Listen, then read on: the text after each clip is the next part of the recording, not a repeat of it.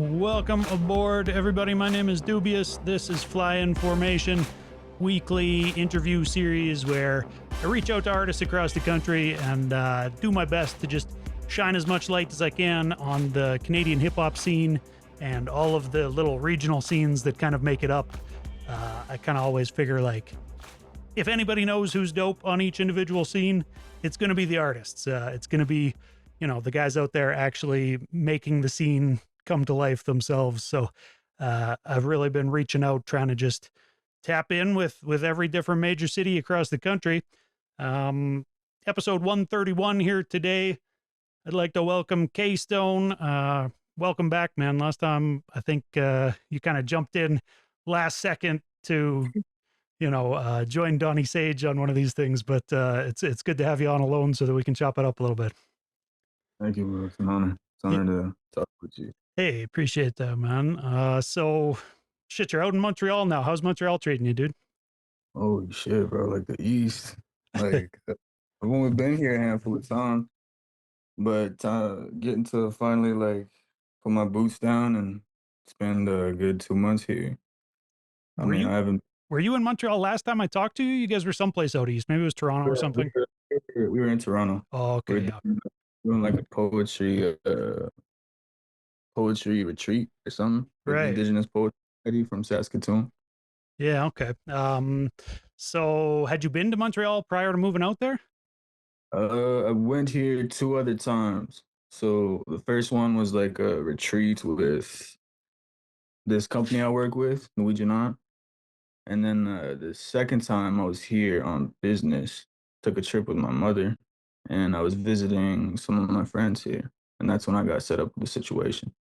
Nice, man. Okay. So um listening to this album, it kind of feels like maybe the move to Montreal was more than just like trying to get to a bigger market for a rap type thing. I guess let me just leave that an open door. What is it that brought you out to Montreal? What made you want to move there? The rent was cheaper, ironically. For real? Ironically. What? Yeah, yeah. So when I came out here, I was visiting my friends I met at the Banff Center. I did a residency in January 2025. I spent like 3 weeks there, and whilst I was doing it, I met these. I guess I didn't know at the time it was a classical. It was a classical fortress, as somebody said. But when I went there, I met my two friends, which now is one of my roommates, and they're both based out of Montreal. Nice. Okay. So you knew some people out there. You weren't just moving out by yourself completely then. Yeah. So Yeah. when I came to visit, I came and saw her, and she told me about this spot, and she offered, and I was like, oh shit, that's cheaper than my rent. So I took off, and it was just because it wasn't just like the availability, but it was like I took a little tour.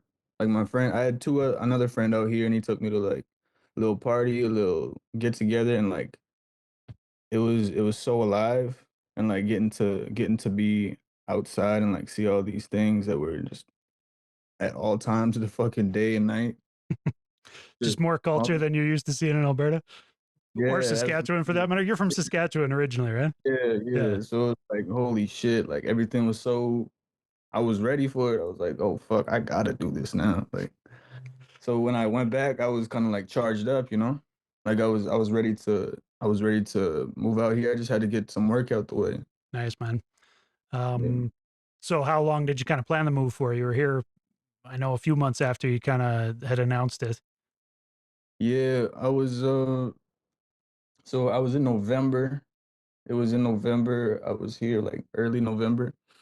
And then when I went back home, I just decided I was like, fuck it. So I needed to get my finance right, and I needed to fix my car so I could drive. Oh shit, you And drove out there. Okay, nice. I fucking drove out here, bro. Like that shit was fucking long-winded, dog. But That's funny. Last week I had Mackie Lavender on. He's a Montreal-based rapper, and he told me the story of like driving west across, the prairies and getting out here. I think eventually he went to Vancouver and whatnot. But yeah, it's a long drive from Montreal to Saskatchewan and Alberta for sure, man. it was fucking nuts. It was Okay. my first time like even hitting those provinces. Like, excuse me, like going through Manitoba and like Winnipeg. I had no idea, bro. Like that shit was. It feels like every province has its own vibe to its highway. Yeah. It was like every time you hit the border, it felt like everything changed. Like things were a little bit more like closed in on the Ontario highways, and it was like tunnel vision. Ontario makes you go slow as fuck, at least from what I can remember last time I drove cross country. It like took forever because the speed limits are all 90. Yeah, that was fucking grueling. I'm not gonna lie. Like, but I was Yeah. like weeks, bro. But it was a good drive. It was good to like stop in these places and like see what's different. But when I went back up north to fix my car, like back to the lodge, because my brother's a mechanic and like the family full of mechanics up there. Nice. That's handy. I did what I did, and then I shot the video for Holy War. Okay. So were you still recording the music like during those months, kind of prepping to move, or was everything already in the can by that point? So the album's been done since November, right after I Okay. got back from Montreal. I did the last song, which was Old Money, because I was just like stupid inspired from being here. I was like, fuck it, like the like life's a movie kind of thing. It was a record that really changed my perspective because I self-produced it, like Oh, okay. from Damn, top you to made the bottom. beats on that entire thing? Not the entire thing, just Old Money. Uh, I made Look For Me with an assist on the bass from Matt Danby in Calgary. Okay, nice. Like Um, bass. so, but mostly it was your artistic vision. You were at least hands on with the people while they were producing. Yeah, well, a lot of them are type beats. Oh, okay. Yeah. A lot of them are type beats. Holy Some of fuck. them, You take staying hydrated very seriously. What is that thing? 3 liters? yeah, bro. Like I gotta make sure I'm good. I gotta make sure I'm good, bro. It's like, Oh, yeah. um, I got an assist a lot. I got two of my favorites from Seraphin in Calgary. I got two Mercy and Crash Out from a producer from Russia. His name's Quest. And I did Look For Me. I helped on Hurricane, Holy War, Old Money. Uh, I'm not. There might be more to be honest, not off the top of my head, but Yeah, yeah, that's fair, man. Shouts to Seraphin too. He's talking to me April 17th. I'm catching up with him. And this time he promises he's not going to be floating down the Calgary River while he talks to me, like he was on our last interview. But that was a memorable one with Seraphin. Um, dude, I wanted to ask you though, just about the title. Let's get into the album a little bit here. So, like Crash Out being the title of it. Typically when people are talking about crashing out, like there's there's somebody losing their shit in a way that might not be very becoming of them. Was that kind of what you were intending with this title? Were you losing your shit a little bit with this? yeah, I've been working on this project for like a year and some, bro. Like the oldest record on there, I think I made in October 2023. So it was like, I guess, damn, like 3 years. That's crazy. Yeah, Yeah, two and a bit anyways now. Yeah, yeah. yeah, yeah. But it was like, it was. I felt like all of my old music before, like I was becoming like the dude that was just raw records all the time. And that could be exhausting as fuck, you know what I mean? Like Yeah, all the time, like going to the studio, you're like, I gotta bleed, like I gotta die again. Like it's just gets exhausting to a point. And I felt like crash out means to me it's like crashing out, like unbecoming what you said. But like part of it is crashing out of the box I was putting myself in. yeah. That It's makes sense, man. Breaking out. Yeah, Yeah, even for the sound and the beat choices, I wanted to change it up and I wanted to stretch my arms or stretch my wings sonically, genre wise, and like just give as much as I was capable of and I'm capable of right now. Cause there'll be more moments where I could crash out the box again, but just as far as I can, so it leaves me room for where to go next, and it breaks the seal. So you went into the project kind of knowing that you wanted to push boundaries a little bit further, away from the core music that you had been making. Were you, I guess, did you find beats that kind of had that vibe and then write to them, or were you writing stuff and then trying to find beats that would take the music where it needed to go? Yeah, so that's crazy. So certain records, I thought when I went to Banff, I finished the project, but I only had like 8 songs by that point. And excuse me, I scrapped like 3 or 4 from the ones I played in Banff. So I had like fucking 5 or 6 songs. I was like, bro, what am I gonna do? And I started like I started writing like a motherfucker. And songs like Runaway and American Crime came right after doing that residency. And they just happened so fast. I was low key mad. I was low key mad when I made like American Crime because it was like it felt like dances, it felt like popish. Yeah, it's like indie rock vibe, kind of like up tempo. I don't know, Yeah. Seven Nation Army type shit. I made it and I was like, I hated it for 48 hours. Like I was like, bro, I was playing, I was like, bro, I fucking hate this. And I wrote it in 30 minutes. And then I played it for my good friend Pressure in Saskatoon, and he was like, the music cuts off, and he goes, "It was catchy as fuck." And I said, "Nah, bro, like what?" And he was like, "Yeah," and he was like, "Bro, you got to put that on the shit." And I was like, "Fuck it, fuck it." And it was just I don't know. I felt like I just wanted to be open, and I wrote records, and sometimes I didn't use the beat, so I found a new one, and whatever fit the aesthetic or fit the feel better. I wanted those ones to stick. I wanted to make sure it was like maximizing records. I feel like sometimes rappers like can really have a terrible beat selection, me included, sometimes. So Sure. like you gotta rewrite things, you gotta try everything to make sure it like executes to the highest level you want. So when you were swapping beats out, would you like actually get back in the studio and re-record over the new beats, or was it like, find something that matches the tempo that can be swapped out under the already existing vocals, kind of? Yeah, so I got like 20 songs I recorded in the thing. And like a lot of them are just the verses that I used on the project. And I just scrap it because I was like, you'd have to you when you go through an album, like I'm sure you know, I would go through it and I'd be like, can I live without this? Like, can I live without this version? Can I live without this in the sequence? And it was if it was even like a sprinkle of yes, it was like fuck it, be gone. Come- You know Do what you, I mean? do you think those will ever see the light of day? Like sometimes I think, in the current era of music, like there's definitely something to be said for putting together like an album that makes sense and plays for half hour, an hour, or whatever people want to do.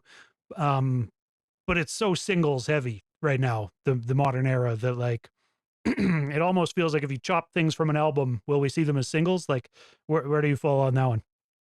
Man, I got caught in that loop, the singles loop, because for a long time I just wanted to, because I was listening to all the fucking Russ interviews and all the everything that people were saying. They were like singles. And I was like, bro, this is killing me, bro. Like to not think of a sequence. But I got my homegirl from Lethbridge. I'm pretty sure you know Lucy. She Yeah, gave yeah. I mean, I wouldn't say I know her. I know of her, but yeah, I know who you're talking about. she gave me some shit one day. She's like, I'm tired of these singles. She's like, you need to refine your shit. And she was like, going just killed me. And I was like, damn. But it reminded me of the old ways of things that I used to focus on, which was an album and Right. like a sonic scape. And I want to get back to that. But these records, the ones I made working into this project might not see the light of day. But I've done like things like the crash out demos, like on my Instagram.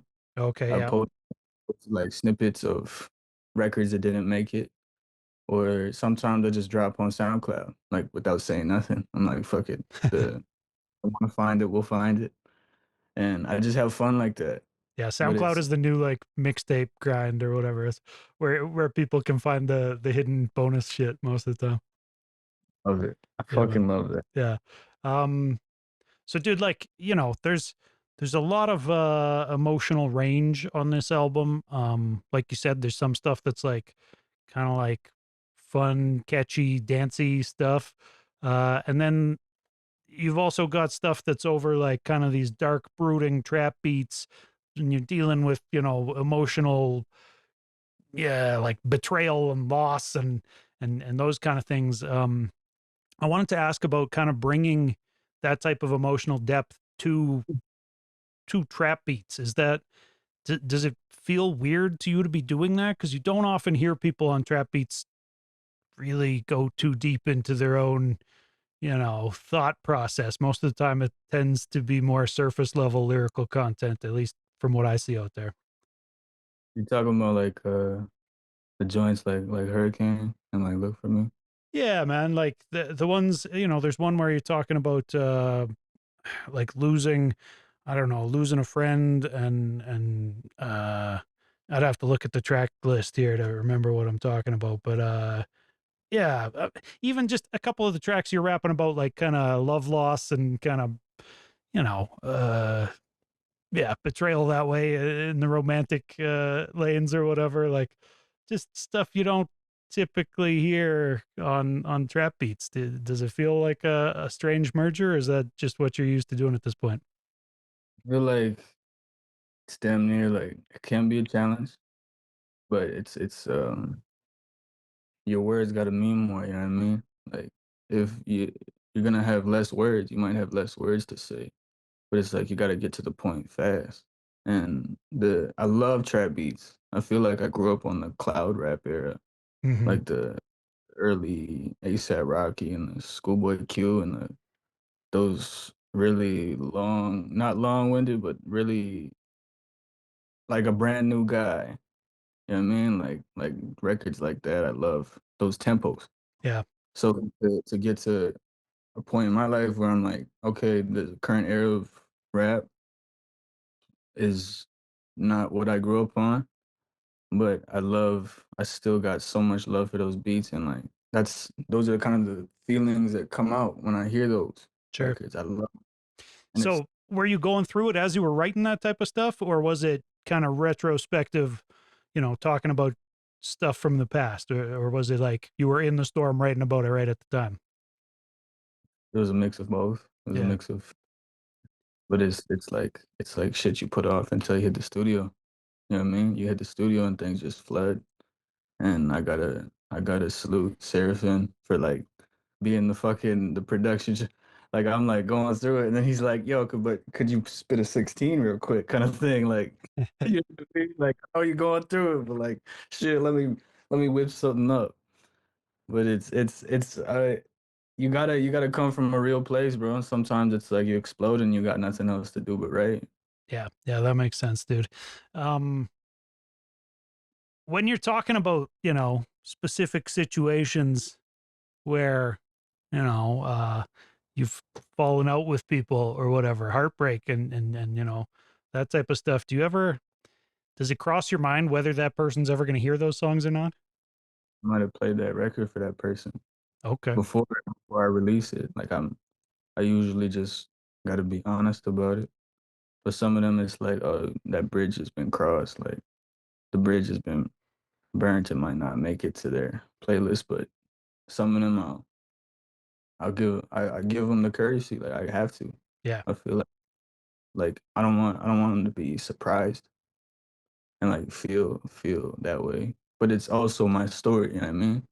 Like I can't ask, I can't like ask permission to tell my own Right. side of things. You know what I mean? Like things are what they are. Yeah, that makes sense, man. Um, so you kind of mentioned that, like, you got tired of like pouring out and being really raw on a lot of your music prior to this. But there's a lot of that on here still, right? Like it's not like this was all just like a bunch of poppy stuff that doesn't mean anything, right? Like so um you kept a lot of that still in there. while kind of achieving an elevated sound maybe above it. But I wanted to ask, like, was there a specific track, or was it tough recording some of these songs? Because some of them are pretty raw, man.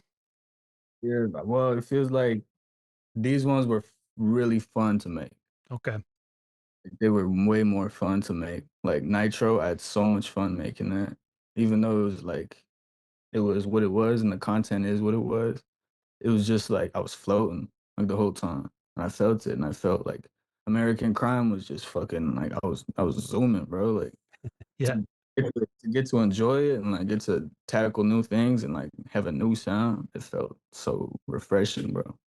I wanted to actually circle back. You mentioned that you did like a I don't know, some sort of what apprenticeship in Banff or something. What was it, like a songwriting school or something? Or tell me about what happened in Banff. So it was like this wild story. I think I was applying for I don't know what else I was applying for that day. I believe it was like a march or somewhere. I don't remember exactly. I was applying for something else and I had a Visa card and it was like it had a bunch of money left over on it. And I saw this opportunity through SAS Music. And it was like, oh, the deadline's tonight. And I was like, oh shit. And I was like, I'll do it in an hour. And then it ended up being 40 minutes before the damn deadline. And I was like, oh fuck. And I threw together explaining my project, explaining Crash Out. Sent in the application, and then I was on a plane back from I believe it was Montreal. And They're you like, said "Oh, most you're of the songs were already recorded before you went there. So at this point, yeah." Crash Out was a fully formed project in your Well, mind, and then you just added more to it, right? yeah. So I had the concept I wanted to go into. Okay. When once I finally got to Banff, I had like 8 songs, and I thought the project was finished. Excuse me, but I didn't have Holy War yet, and that's the one I made in Banff. But I'm coming back on a plane. I get the email. They're like, "Oh, you're accepted." They're like, "Come in January." I was like, "Oh fuck, all right." So I didn't really read the entire thing. But it was like, "Oh, you staying here for 3 weeks." I was like, "3 weeks? Jesus Christ." I'm like, "Okay." And, like, I pull up, and probably shoulda did more reading. I thought it was just a retreat, but I get there, I'm the only rapper. Everybody else plays classical or rock, shout out Hiroki, and it was like, "Oh, fuck." And the first day, bro, like, I was so like, I've never been to Banff prior. Okay. Like, never seen the mountains, never seen, like, that shit before, so it's my first time. I drove in, it was nighttime. I go to bed, I wake up, open my curtain, fucking gigantic mountain, amazing. It was so crazy. I go down, I get my breakfast. They told me when I got to the lobby, "The time you go to the orientation, 9:40." I was like, "Alright." I pull up to the breakfast at 8 o'clock. Orientation was at 8 o'clock, and I was like, "Okay." And I was like, I was eating my breakfast, taking my sweet ass time. Finally, I stumble. I just started exploring, like, oh shit, fucking mountains. And I stumbled in a courtyard, and it's like 8:40 by this point.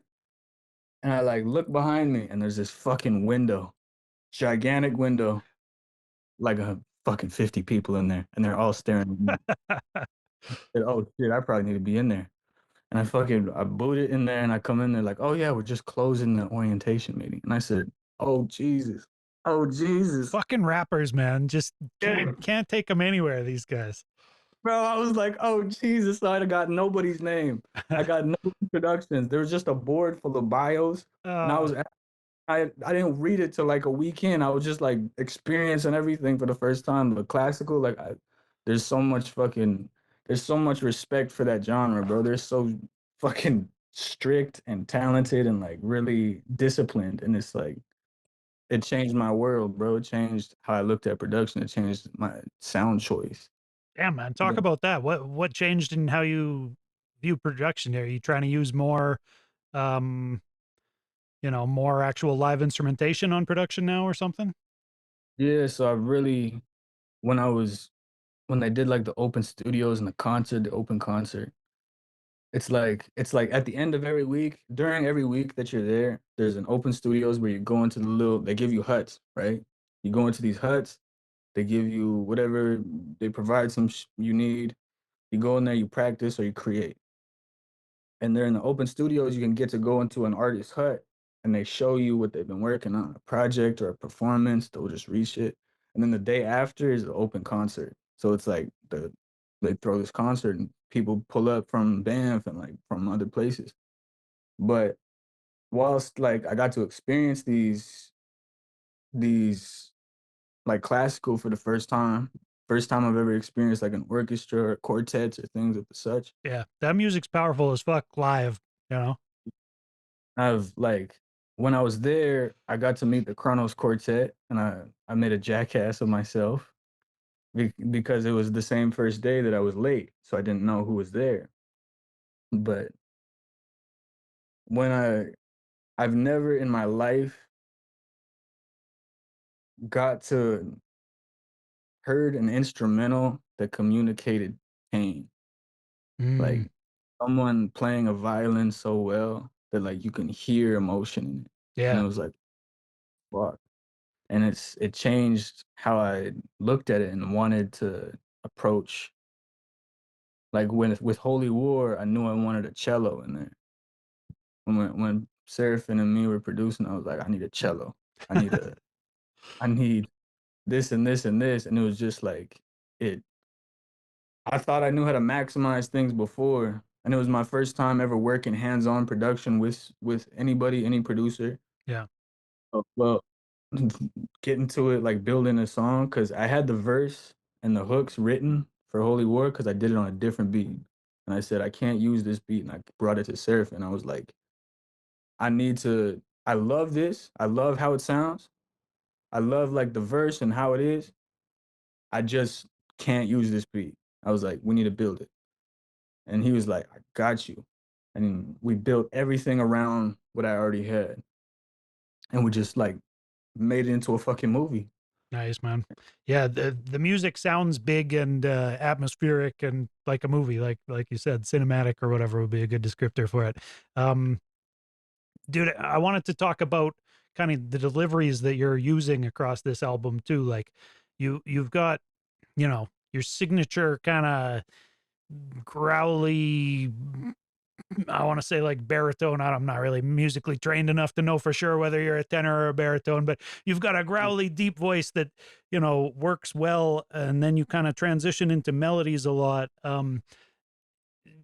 You know, with the melodies, like some of the stuff I was hearing on this album, I was like, yo, is this like a First Nation traditional melody I'm listening to right now? Like I've listened to a bit of that stuff, just like, you know, in past jobs I've had and stuff. Like I would be around, you know, drumming circles and people would ask me to put on music from, you know, drumming circles and from powwows and stuff, powwow groups, I guess. But Huh. yeah, some of it I was hearing like and thinking like, yo, some of these melodies sound reminiscent of that. Is that conscious or is that something that I don't know, is just kind of ingrained in you that comes out naturally? I feel like it's natural. Yeah, And but I grew up. I'm Dene Suflina from the Lodge. We got a lot of our ceremony washed out from the church, yeah, but a lot of our cultural values are really strong. So like it's a lot of it is unconscious. And you might be talking about the honey love joint, the yah hey joint. yeah. That's one specifically, yeah, for sure. I mean So that's obviously, you know, drawn right yeah, from it. Yeah, the song is called I inspired from that. The song that inspired that song was I Love You by Dennis Bruno. And he's a Dene artist. And he had this song, it was I Love You, and it's yeah hey. And I've heard this throughout my whole life. Like it's ingrained in my head. And when I was talking about this woman, I was bringing back to where I'm from. And I just described it. And at the time, I didn't even know what the song was called. It was just ingrained in me. And I just said, you, my, yeah, hey. And it was like, just given a piece of, I felt like throughout this project, I needed to, not even needed to, but like, I needed to give like props to like where I'm from. yeah, And like, I need to really give, cause like, there's nobody else like me. I actually, well, that's not true. My brother is on the album. Oh, okay. He's on Yo, I wanted to first song. ask about that. Is he the dude who raps first on the album there? Yeah, yeah. Yeah, okay. I fuck, who was it? I think Lizeppo. I was asking a couple weeks back. He started his album, and the first verse on it was from Roshan, and I asked him about that and said something along the lines of like, other than like Jay Z and Memphis Bleak or something, you don't really see other people kicking off albums for other people. You know what I mean? Like most of the time, the first voice you're gonna hear is the MC or like some sample or something, right? But like, what was the decision making process for putting your brother on the album? So it was crazy. I don't know if you believe in like the spiritual, right? Or like things that the divine, Yeah, I mean, like I think there's something bigger than we are, and I don't call myself like religious. I don't really subscribe to any organized religion, but I like to take bits and pieces from various different religious theories. You know? yeah, for sure. I feel like with a lot of the songs, like God lines me up. God lined me up on a lot of it. I had that crash out. I had my verse on that song for about a year. Like a year and some change. I don't remember how long I've had it, but it was I always had that second verse open. Originally I was the first to start that song off, but I always knew I wanted my brother on something. And because and it's crazy how it worked out because the first voice on the album is my brother's. My brother was a rapper before me. He started rapping in like 2019, Is this an and he older ended brother up, or a younger brother? and it's like he started rapping in 2019, and it was just like a one-off like weekend. He recorded like an album by himself. One of them ended up on like the radio back home, and like shit was just cracking, and it was like he's one of my influences. And his voice being the first is because he was rapping before me. You can hear some of the things that he says. You could hear his influence on me throughout my own catalog. You feel me? Yeah, So it's like one of my biggest influences, and it's you can see how it bleeds onto me. And he just fucking freestyled that verse. And he just went in, and I was like, holy shit, like. And nice. shout out to him because he really he did his fucking thing. He Uh, did. I don't think we've said his name. Do you want to tell people? Can they find his music? He's got music out He's got music on SoundCloud.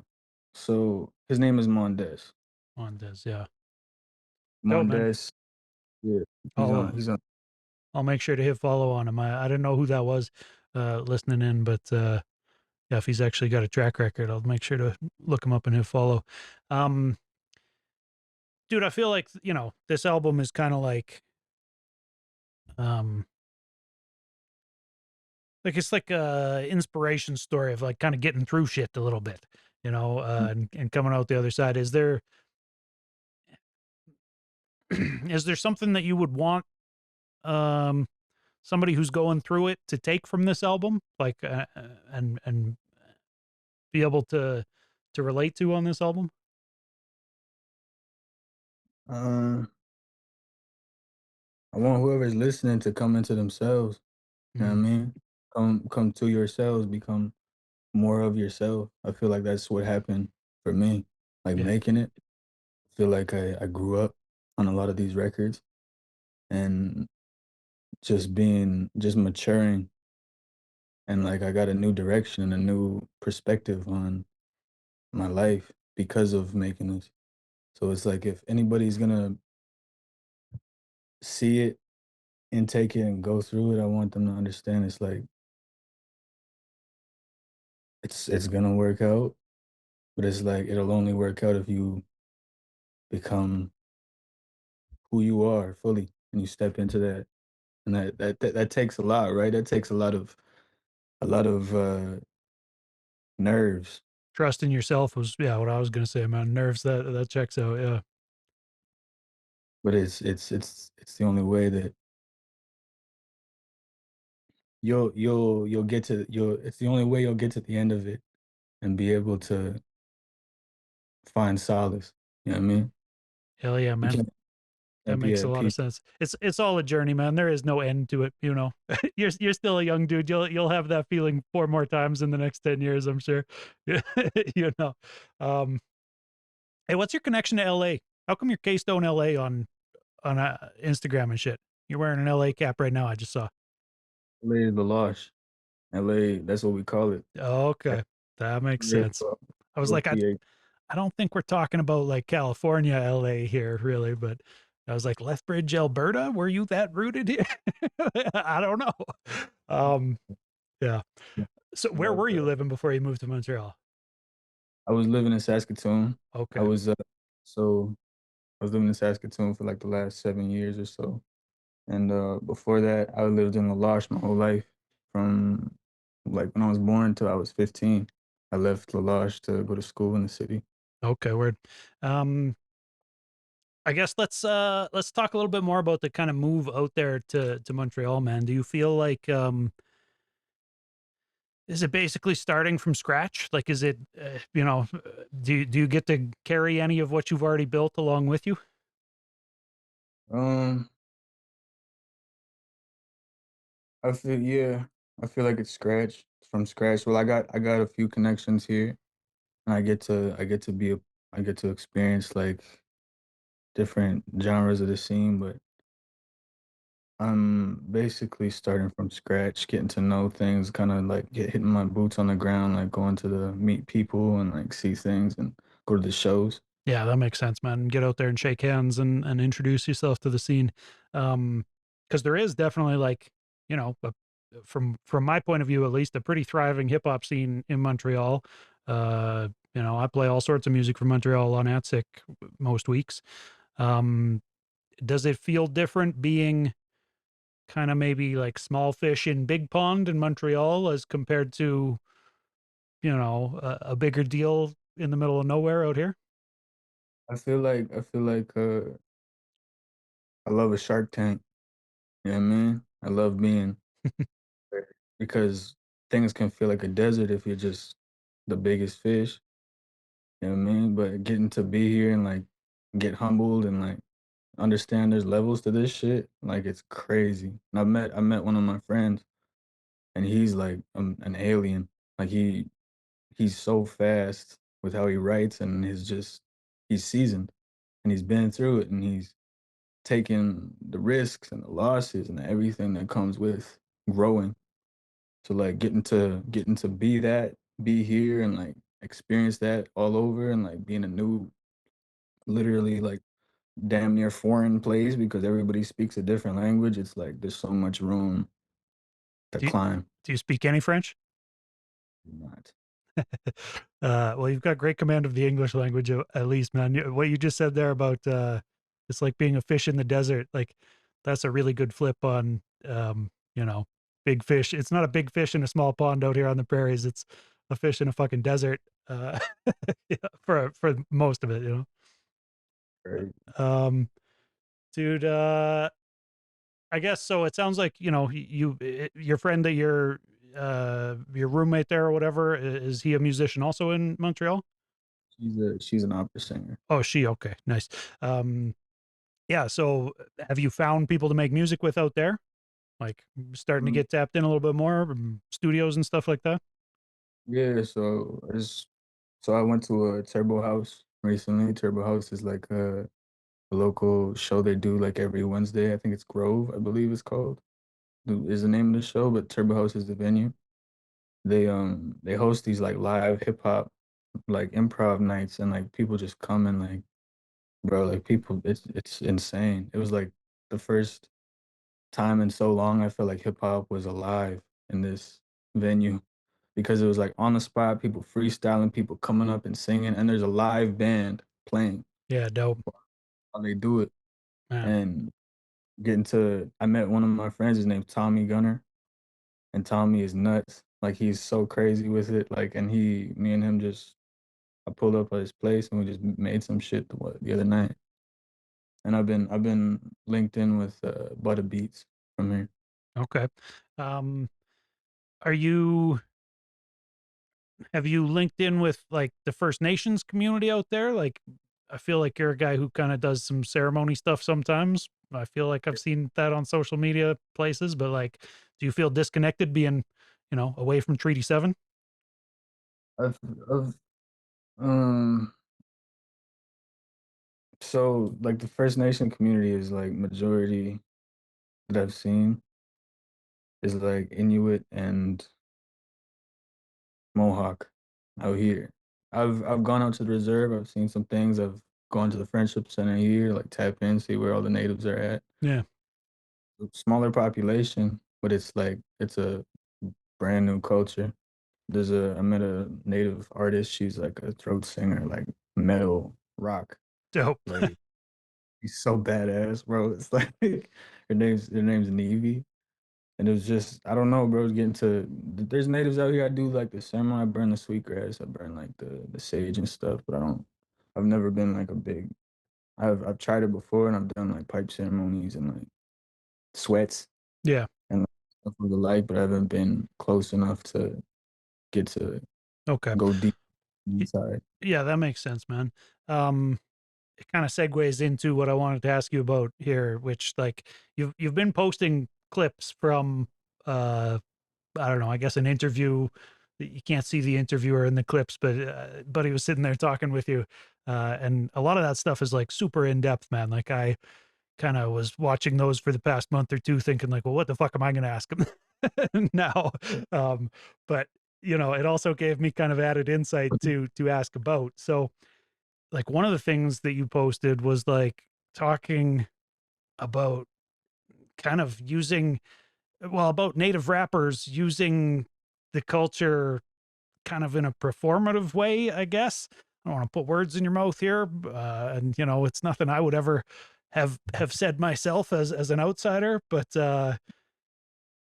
talking about like guys talking about couldn't get my bow and arrow on a plane or something, I think was the Oh, line, like and that's like yeah, so I wanted to ask you about that, man. What um you're saying that from inside the community. What is it that makes you want to say it publicly? I felt that way for a long time, but nobody said it. I've always, bro, like when I got into rapping, I was 18 and I was surrounded by people that I thought were how the industry worked, how you're supposed to make it. And it's like taking what they were describing to me was taking small bites out of a huge pie.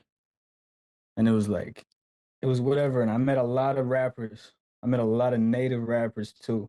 And I've seen all different kinds. The ones that are great but never get the shine. Yeah. The ones that are telling this real story. And like I've always come from that place of telling a real story. I never bows and arrows. I'm a sweat. I'm a fucking TP. I'm a you Yeah. know what I mean? Yeah. That shit pissed me off like for years. I hated that shit, bro, because it's like I'm from a res, bro. Like I'm so far up north. Like I live the lifestyle. I've lived the lifestyle these people are talking about. Right. It doesn't go like this. It doesn't tomahawk. What the fuck are you talking about, bro? Like they got fucking Uzis over there. Yeah. Crazy shit, bro. And it's like it frustrated me for so long. And I thought, like I'll play to be business minded, be like open to like all walks of things. But at a certain point, it was like, bro, I was getting snubbed. I'm getting snubbed over like people that have never lived over here, and you don't have to be living on a res to be native, Right. but it's like, or to be traditional or know this and this and this, bro. But like to like talk about it in a way you perpetrate fake shit. You're gonna talk to these kids who have nothing. They're so far up there, they've never seen shit, and they're trying to make it. They're trying to make it somehow. Maybe they want to express themselves. Like I'm one of those kids. I'm speaking from Yeah. perspective of one of those kids. I am one of those kids. You're gonna tell these kids the only way that they're gonna make it, and you're just showing them by example.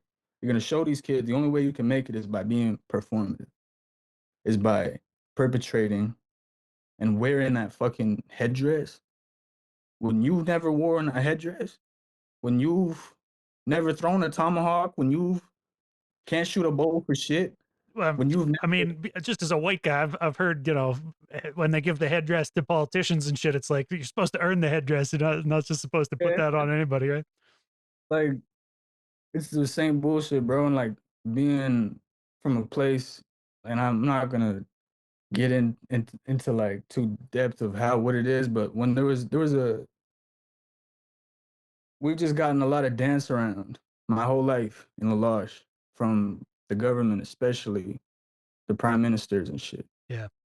And just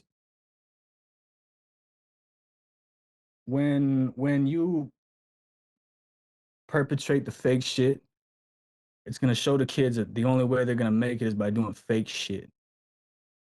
And if you act like you come from this cloth and you don't, you're leading the ones that are coming after you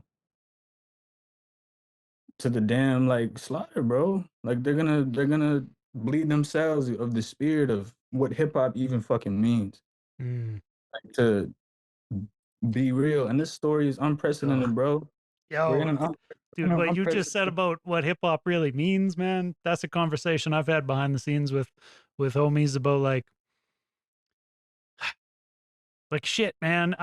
All the power to anybody who's making their money off this shit, but um it's weird to me that like native hip hop is a thing. That like, because hip hop is supposed to be all the cultures coming together in hip hop, right? And so it's supposed to accept. And here I am sitting talking about what hip hop is or isn't supposed to do. I'm an outsider, or whatever. But from my teachings that I've been taught, it's it's supposed to be something that's accepting of all the different cultures. So to kind of segregate off and just like do this native hip hop lane where all these guys seem to only really work with each other, I don't know. It's a little bit weird to me, and like I said, like all the power to them. I genuinely wish continued success on people who are out there succeeding. But yeah, something about it has always felt a little bit off in the like, okay, but this is supposed to be hip hop, not not native hip hop or white guy hip hop or black hip hop, like this is hip hop. The entire fucking thing is supposed to be built on the foundation of an actual meritocracy where anybody who's dope can fucking get in and do the thing, Um so yeah, man, I saw what you were saying and I was like, oof, this is going to shake things up a little bit. Was there backlash from that? Have you felt any Yeah, hate from that? absolutely. It's like bro, I drew a line in the sand. I drew a line in the sand and it's like I couldn't here's the thing, bro. Like I couldn't imagine some of these dudes been in here for so fucking long. Some of these dudes have been in here for so long, like 10 plus years. I couldn't imagine going to the studio every day for 10 years and being like, you know what I want to rap about? You know what I want to rap about today? I'm gonna I'm gonna tomahawk somebody today. I'm gonna fucking Yeah. yeah, I'm gonna ride a horse. I'm gonna ride a fucking horse. But it's I'm like, yo, it's important to represent where you're from, like we talked about earlier in this, and like, represent how you grew up. These are all important things. yeah, And especially for people whose culture has been crushed by settler colonialism to, try to erase it. Um, there's an added level of importance there, I guess. Do you feel like there's a right way to do it? Like, me. I don't know. yeah, right. Okay. Yeah. Bro, Because like without like being too heavy handed about it, right? Just, yeah, yeah. like if it's your fucking identity, bro, like your entire identity, that's like you should fuck with me because I'm native.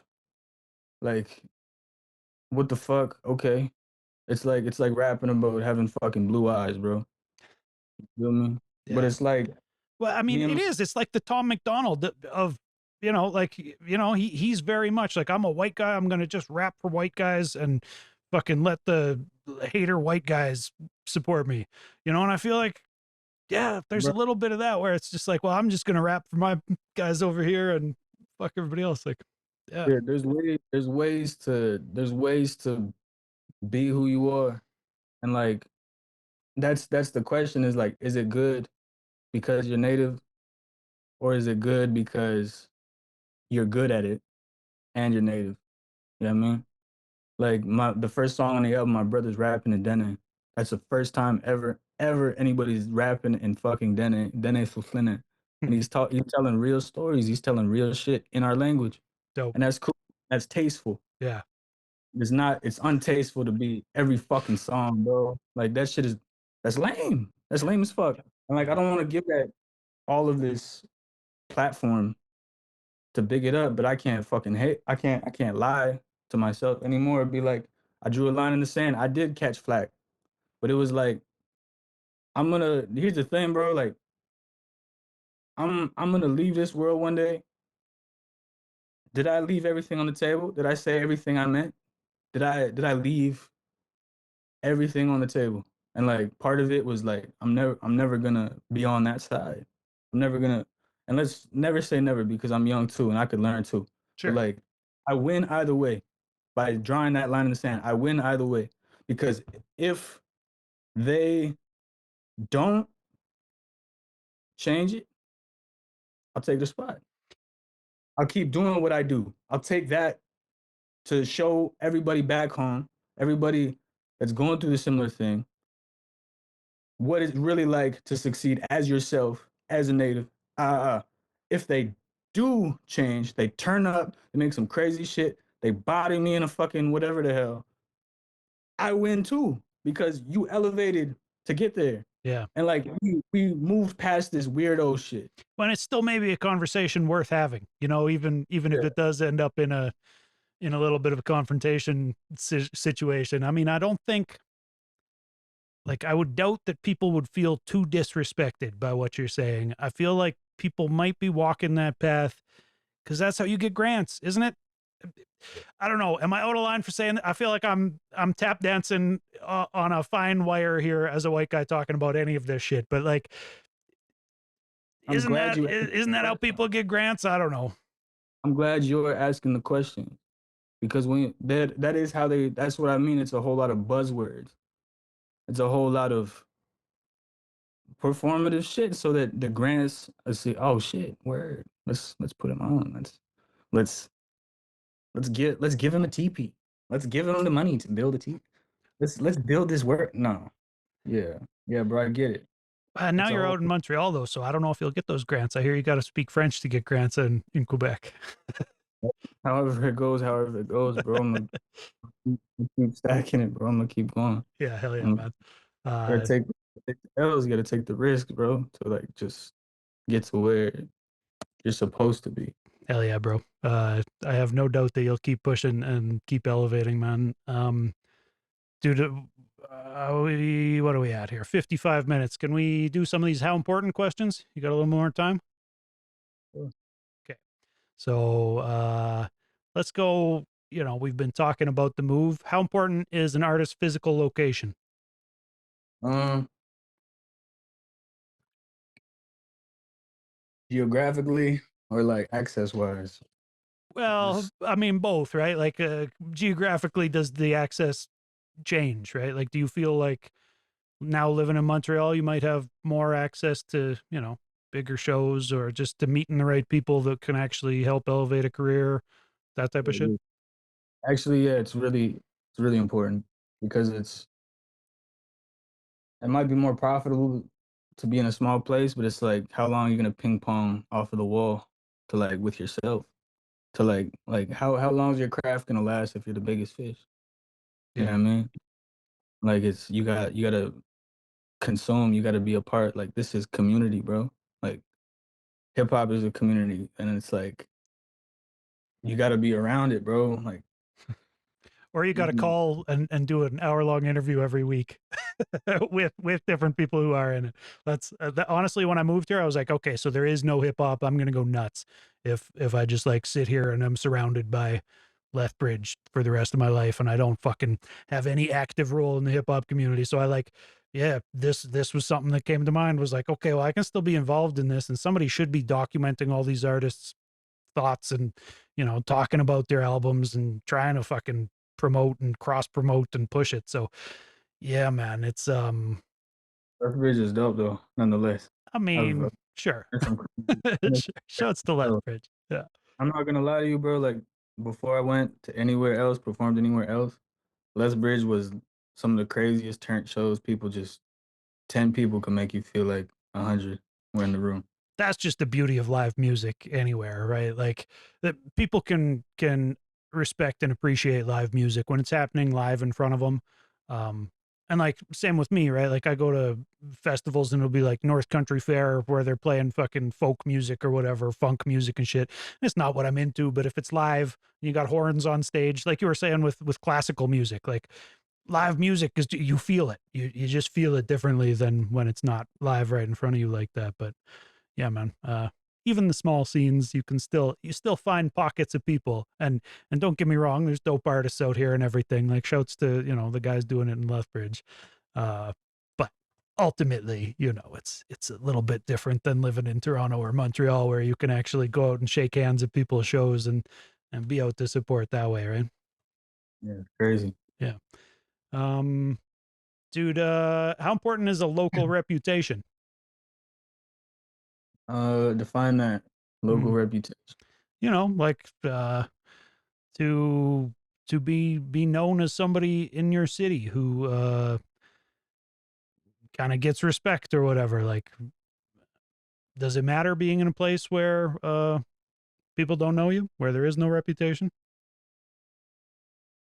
Feel like you gotta be in good spirits wherever you go. You know Hmm. what I mean? I feel like that's important. It's like you like when I got here, I have no fucking clue what's going on. I have no idea the history of what's here. And I don't wanna like step in here and be like, grab the mic out of someone's hand and be Yeah. like, fuck it, this is who I am. Bro, I don't know what the shit is here. So it's like regardless of what the reputation is, it's gotta be love, it's gotta be respect to whatever is going on. You don't know the system here, so it's don't Yeah. know the machine. You answer questions with a lot of wisdom, man. That's a wise answer. I feel like no matter where you're at, you gotta roll with that shit. Um, how about this, man? How important is living what you rap about? Important, Yeah. very important. It's it'll it'll demonstrate how long your music lives. You know Mm. what I mean? Like you can't Do you think it's because people can tell when somebody's faking the funk? Because oftentimes, like, I feel like I can when I hear somebody say something and I'm like, I know that you don't have a foreign car going skirt with the stick, buddy. Like, we're in Canada. Come on now, like, but the average audience member, the average person listening to it, I don't know if they care. I don't know if that matters to them, you know? personally, just speaking for me, like I can't I have to answer to people. I have to answer to a certain people when I turn this mic off, Yeah. when I turn this camera off, when I go I still gotta go home. I still gotta see everybody I've seen and like grew up with and like this place I'm a part of. And if I'm not saying and being about what I say, it's like this is gonna backfire. If I try to be something fake from the outside, and I'm gonna have to answer to it there. Yeah. So it's I can't come out here and say crazy That makes sense, because man. Yeah. the people that hold me accountable. Yeah. It's good to have those people around you for sure, man. I think people turn into Kanye or something when they stop having those types of people around them, and it's just a bunch of yes men because you're filthy rich. Um, how about this, dude? How did you have more to say on that? Sorry, I didn't mean to cut you off. Okay. Uh, how important is showing vulnerability in your music? I feel like you show more in yours than a lot of rappers will. Any lane of rap. Just speaking for me, because get it how you live, but it's speaking for me. I can't write something unless there's some part of that in there, Yeah. because it's like it makes it mean more.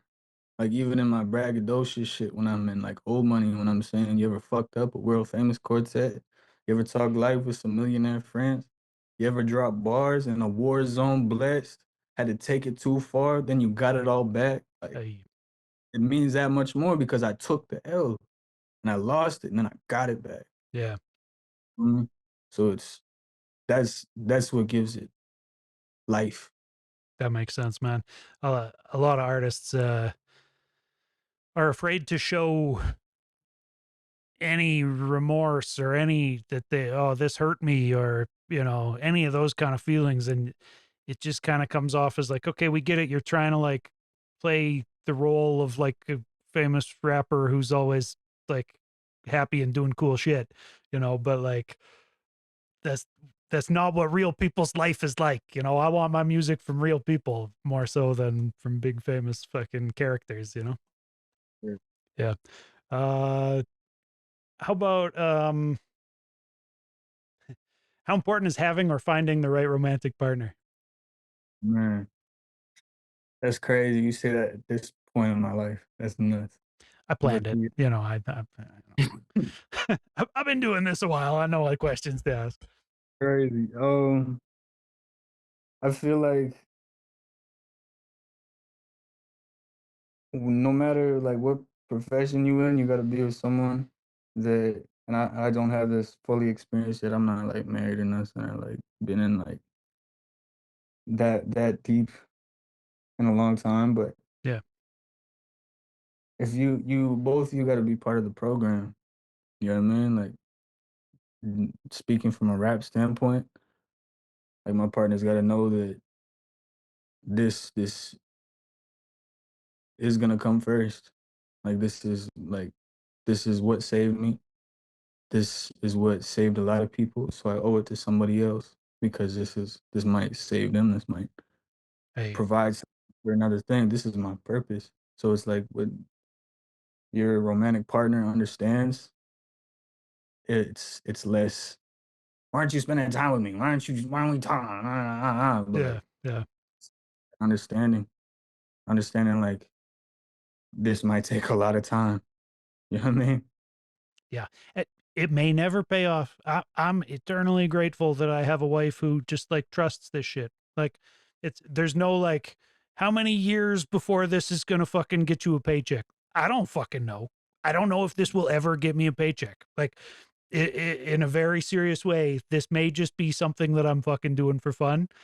Um, but like, it could turn into something that gets a paycheck for somebody, right? Like, in theory, there are people making money off of doing podcasts and whatnot, interviewing people, but it's not like I can say, oh, if we just fucking hold on another 6 months, the money's gonna start coming in, man. Like, yeah, her faith in the idea that music is community driven, and that it needs people who support that community is something I didn't believe existed in the world before I met her, man. So yeah, I would agree with you completely that partner can, help a lot to elevate you and keep you doing the things that you need to do in order to chase the dreams that you have or whatever, right?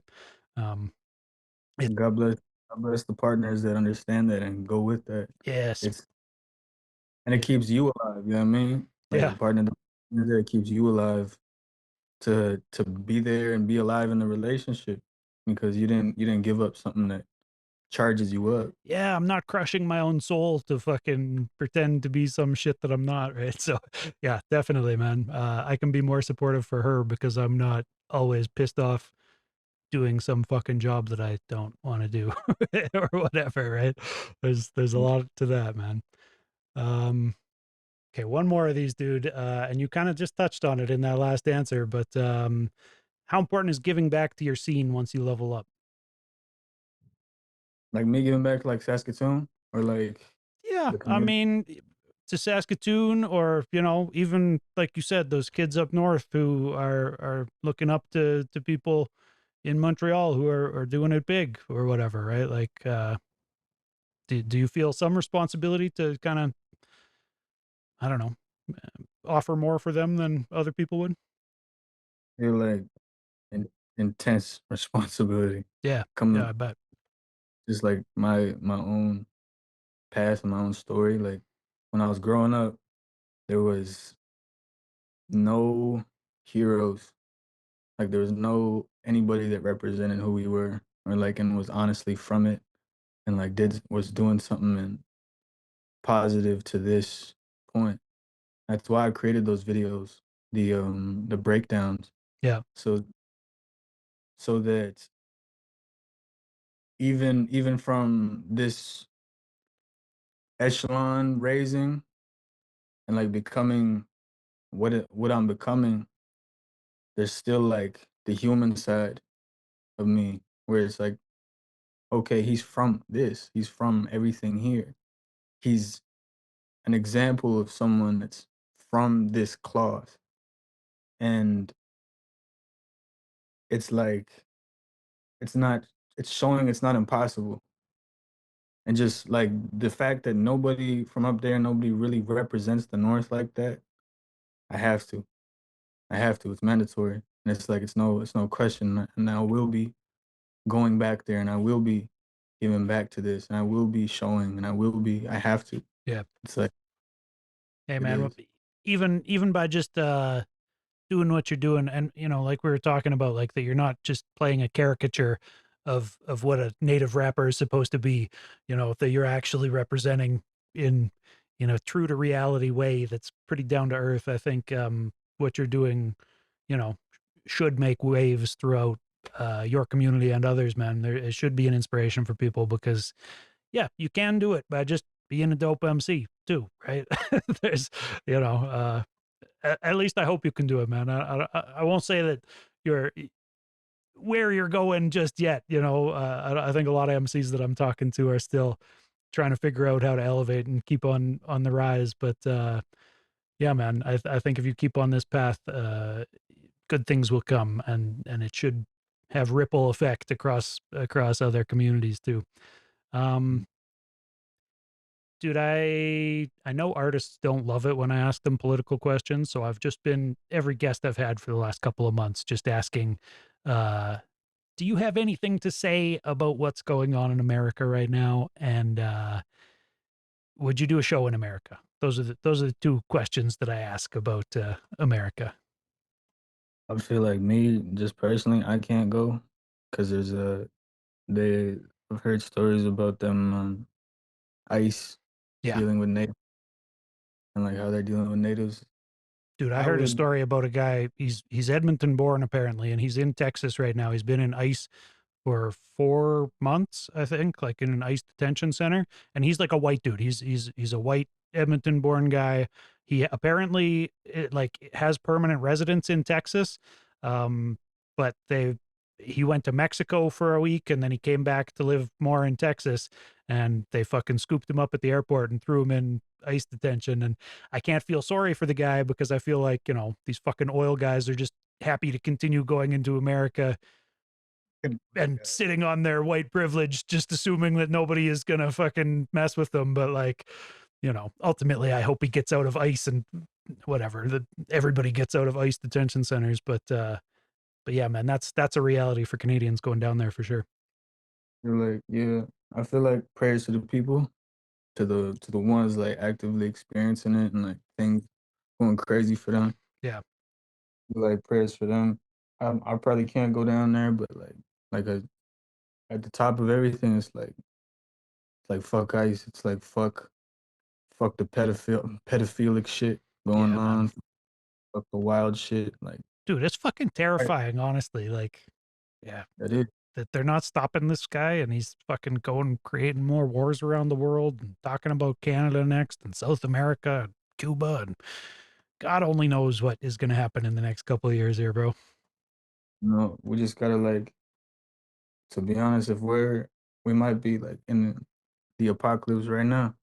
Yeah. Like we might be in the middle of this and all, and it's gonna call for people to stand together.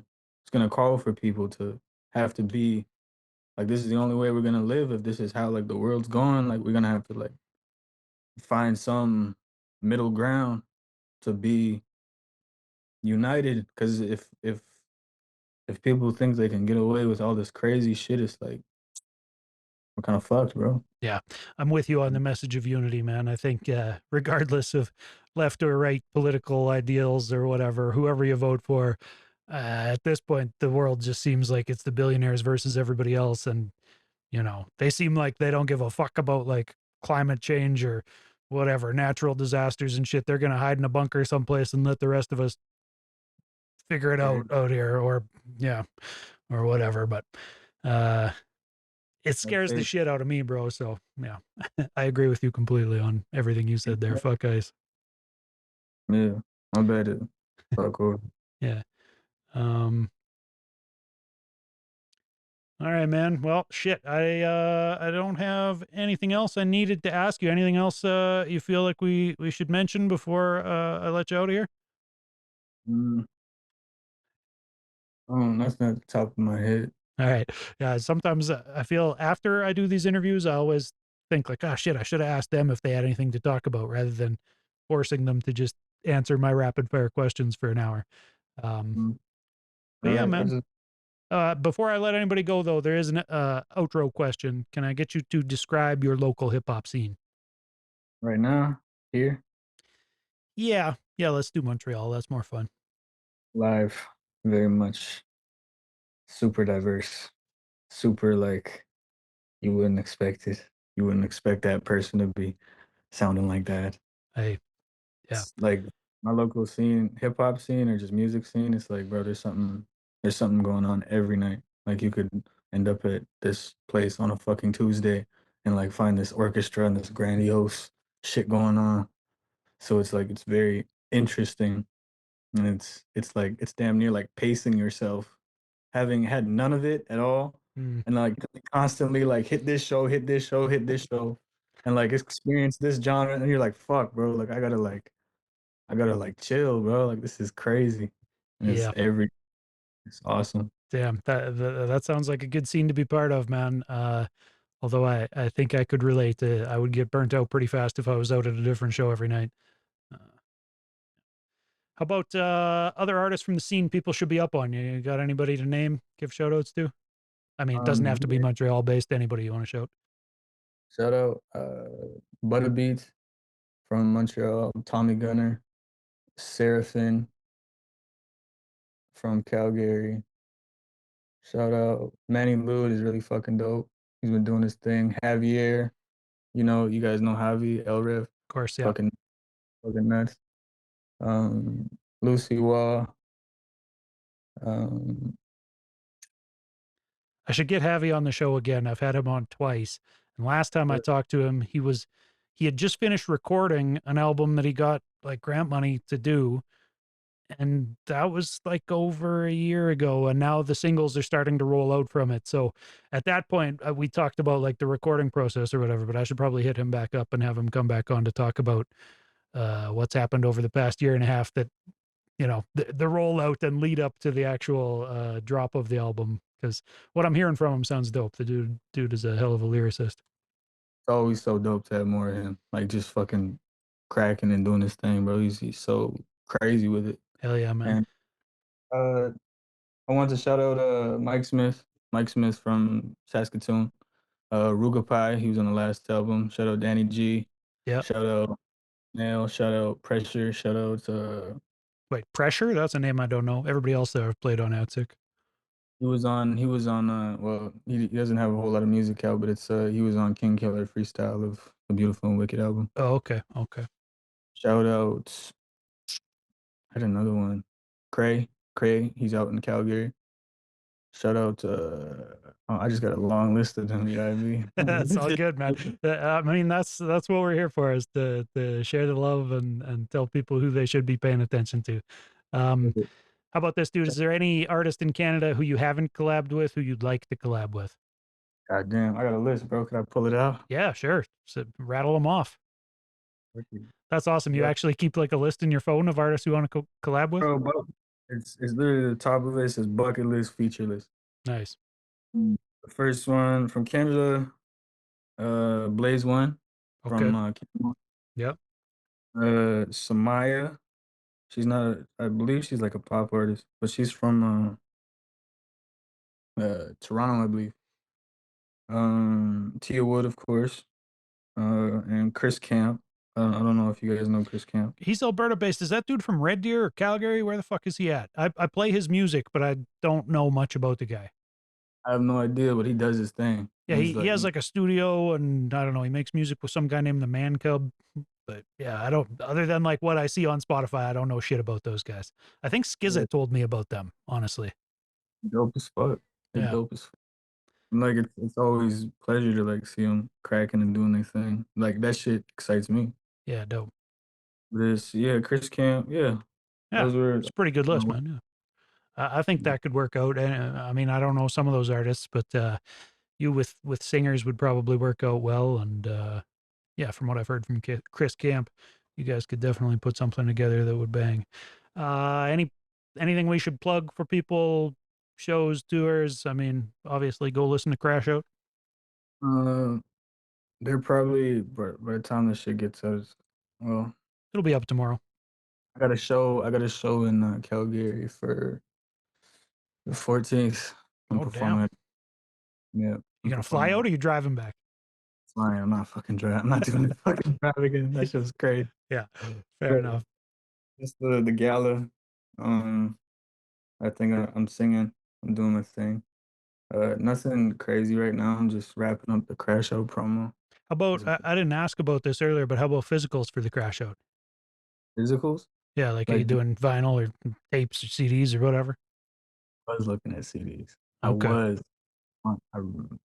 I'm working on the CD portion. I was making I had a back cover.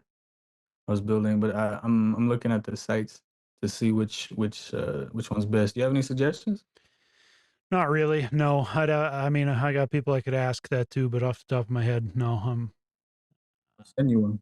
I'd be googling to see where to buy that shit at too. Honestly, bro, my suggestion is make T-shirts. If you want to let me give you a suggestion on what merch to sell, um, I have been banging this drum for a while, and I feel like I'm one of the few who does it. But fuck physical music. Music isn't something you hold in your hand, and I think it's silly that all these fucking music collectors are like, "Oh no, I love my album. I need to buy the album to hold in my hand." Like, dude, you take the album and you put it on your shelf, and then you go to the gym and listen to it streaming anyways. We all fucking know. You know, when you're in your car, you're not playing a vinyl.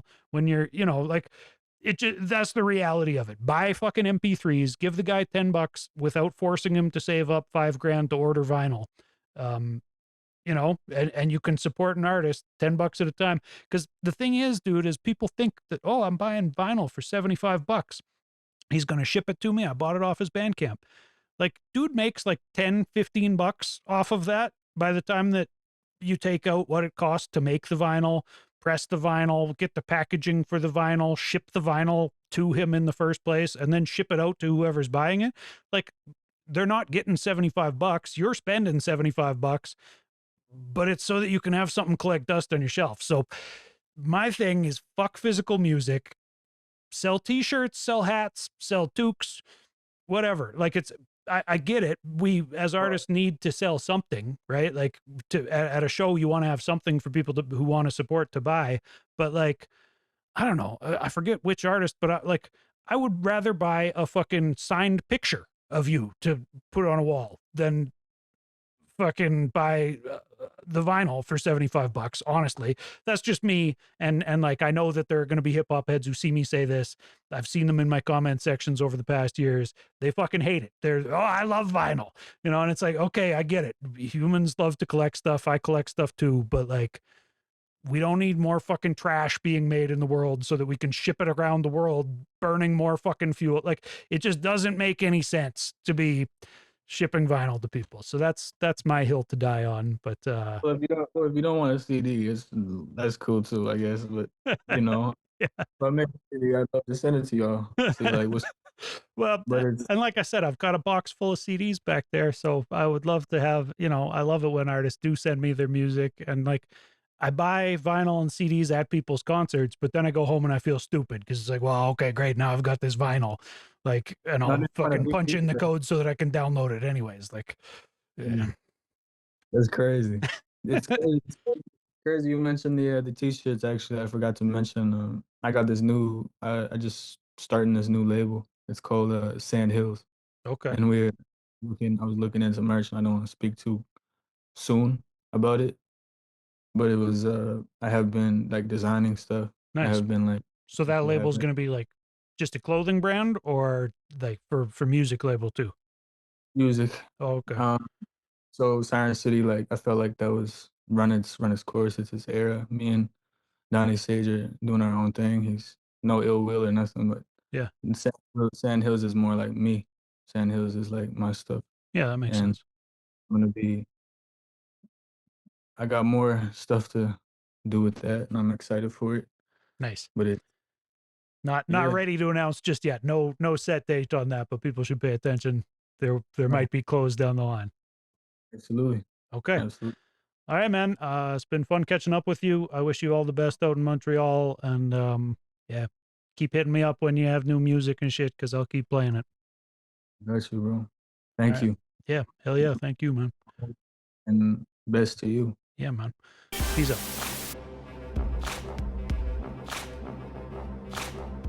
All right, everybody. I had a lot of fun with that one.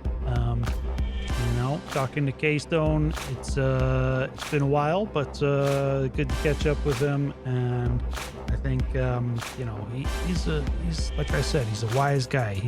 That's not just in his interviews. He's got a lot to say in his music too. A lot of poignant shit and all across his catalog. So check out Crash Out. As well as all the music that he made before that. He mentioned Siren City. That was him and Donnie Sage. I think last time I talked to them, that was what they were pushing at that point. But yeah, lots of good interviews coming up every Tuesday. You can catch me here doing these things live on Twitch. Appreciate people who come through on Twitch. If you're watching this on YouTube, go hit follow on Twitch. You'll get a notification when I go live on Tuesdays to talk to people. And it's always fun to see people pop into the live chat, say hi, ask questions, any of that stuff. We appreciate y'all. Coming up next week, who am I talking to? Next week, March 17th, I am catching up with Sazy. He has been very busy since I last talked to him. I think I've talked to Sazy 3 or 4 times on Fly in Formation now, and I think that this will make him the guest with the most appearances over the 3.5 years of Fly in Formation. So March 17th, talking to Sazy. March 24th, I'm talking to an MC named DOV and his homie DJ Chino 420. They're from a crew called Hella Trees, which represents out of Toronto, and have been making, street-orientated, just traditionalist boom bap stuff for the most part. I mean, I think that they probably push the boundaries a little bit themselves, but that'll be March 24th, talking to those two from Hella Trees. March 31st, I talked to the Sixth Letter, Toronto-based MC, again, from the Bakers Club. April 7th, up to Edmonton, I'm talking to Tariq. It's been a couple of years since I talked to him. And after that, I talked with Seraphin from Calgary, April 14th. I talked with Len Bowen, April 21st. He's a Winnipeg-based MC. And I talked with Ezza on April 28th. And yeah, that's all for me. I will catch everybody on the next one. Doobyis.com is the hub for everything that I do. And I guess before I go, I should tell y'all, mixcloud.com/Doobyis is where you can find the weekly mixes that I do. It's called After the Smoke is Clear or At Sick Radio. 100% Canadian hip hop, all new releases every week, and I never play anything twice. I will catch everybody on the next one. Appreciate y'all. And also, I want a, spicy chicken Asiago bacon combo with a side Caesar and a strawberry lemonade to drink. To my wife in chat asking me what I want at the Wendy's drive-thru. Thanks for tuning in. Peace, everybody.